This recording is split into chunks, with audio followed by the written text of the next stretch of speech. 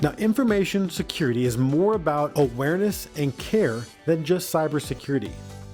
Even though cybersecurity is a key element to information security, they are two completely different concepts. In fact, your understanding of the type of information, the CIA of that information, and the controls your organization has in place to protect that information are significantly more important than understanding how hackers steal the information. Controls are generally broken into three parts: administrative, physical, and technical. These three controls are put in place to ensure the CIA of the information is held within the organization and are designed to facilitate the detection, deterrence, and prevention and correction of an information security event. Administrative controls are policies, standards, procedures, and guidelines adopted to provide CIA for your organization. Remember, CIA is confidentiality, integrity, and accessibility.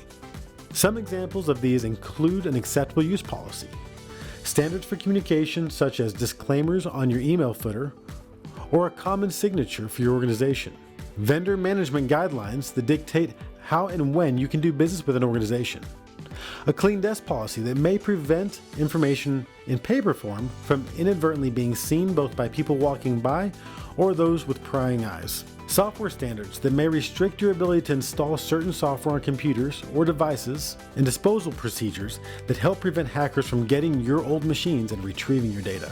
This is just few of the many administrative controls that exist. Make sure to check with your organization to fully understand the controls they've put in place. Physical controls are mechanisms implemented by the organization that offer a physical barrier to the CIA impact. This can be fences, security cameras, liaison officers, fire suppression and detection, HVAC controls, and secure door locks, as well as access controls. Again, this list is only for example purposes, but many times the presence of a physical deterrent can be just as effective, if not more effective, than technical or administrative ones. Of the three areas of control that protect confidentiality, integrity, and accessibility of our information security, one is purely technical. The technical control is software and/or hardware mechanisms implemented throughout the infrastructure in order to enforce rules, policy, and requirements as defined by the administrative controls. This layer of control may also be used to prevent, detect, or mitigate cybersecurity incidents. Many times, technical controls come in the form of such things as firewalls, computer access security software, disk and file encryption, multi-factor authentication, virtual private networks or VPNs, and antivirus and malware programs, among other things. To fully protect you and enforce controls, you must understand what kind of data you are dealing with. All data is not the same, and it's important to evaluate every type of data individually to be sure that you are treating it with the correct care. Organizations may define data differently, but in this example, we're going to break it into restricted, confidential, agency internal, and public. No matter what you call them, the structure and needed care will be similar. Restricted data. This is the most protected class, and people should not have any access to this data unless it's absolutely essential. Loss or modification of this information could have catastrophic effects of the organization's operations, assets, or individuals. This category includes information that the organization has a legal or regulatory obligation to safeguard in the most stringent manner. Examples include personally identifiable information, social security numbers, financial account numbers, and credit card details. Protected health information, or PHI, covered by the Health Insurance Portability and Accountability Act, or HIPAA, unencrypted passwords and keys, and criminal background data collected. Confidential data. This type of data should be highly protected and considered secure. Loss of this information may adversely affect individuals or the business of the organization.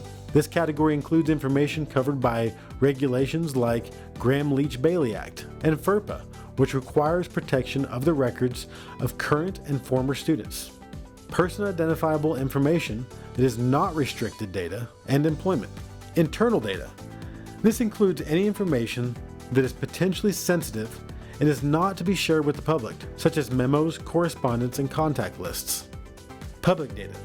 This information may be disclosed to any person regardless of their affiliation with the organization, such as press releases, directory information that is not subjected to the Family Educational Rights and Privacy Act, or FERPA.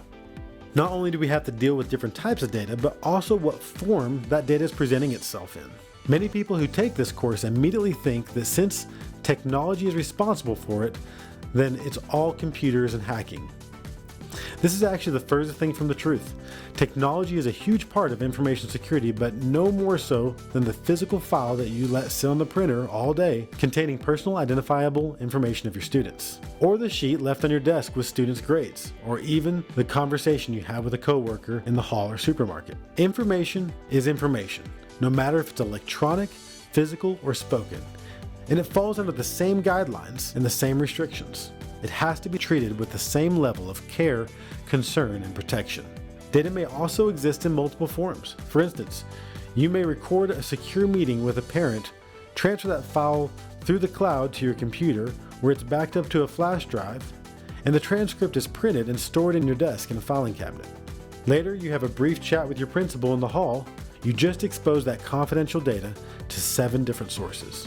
Did you take care to make sure all 7 followed the controls and the information security triad in order to protect it from possible compromise?